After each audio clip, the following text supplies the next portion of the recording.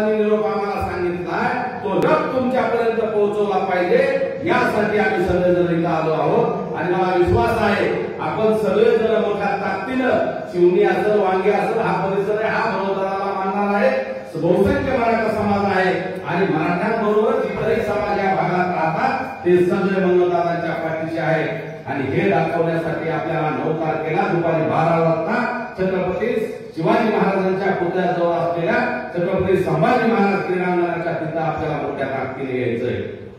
बांधवांनो, आरक्षणाचा इतिहास बघत असताना वर्ष झाले, वर्षातच सगळ्या घटनांचं स्मरण करत असताना वर्षभर आपण मागे गेलो तर त्या 29 तारखेच्या फुटा चौकातल्या सभेपासून ते कालच्या 29 तारखेला फुटा चौकातच मनोजदादांनी सकाळी जो तिथं भेट दिली तिथपर्यंतचा जर प्रवास पाहिला तर यामध्ये अनेक घटना अशा घडल्या की काही गोष्टी मराठा समाजासाठी चांगल्या झालेल्या आहेत। त्यामध्ये अनेक लोकांचे प्रमाणपत्र निघाले,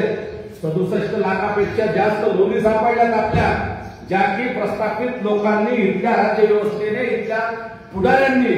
70 वर्षात आपण ज्या वेळेस मराठवाडा महाराष्ट्रात सामील झाला तेव्हाच त्या नोंदी मिळणं गरजेचं होतं, तेव्हाच आपल्या बांधवांना आरक्षणाचा लाभ मिळणं गरजेचं होतं। परंतु दुर्दैवानं या नोंदी छापण्याचं काम काही लोकांकडनं झालं आणि या सगळ्या गोष्टीला छेद देऊन 70 वर्षामध्ये एक इतिहास घडला 29 तारखेला गेल्या वर्षीच्या, आणि मराठा योद्धा मनोजदादांच्या रूपानं या महाराष्ट्रात एक मराठा समाजाला असा नेता मिळाला जो कुणाला मॅनेज होत नाही, जो कुठल्या पैशाची पदाची अपेक्षा ठेवत नाही, प्रामाणिकपणे आपलं काम करतोय, प्रामाणिकपणे आणि जिद्दीच्या जोरावर रात्रीचा दिवस आणि दिवसाची रात्र करून या 1 वर्षाच्या काळात मराठा समाज अखंडपणे एक केला आहे।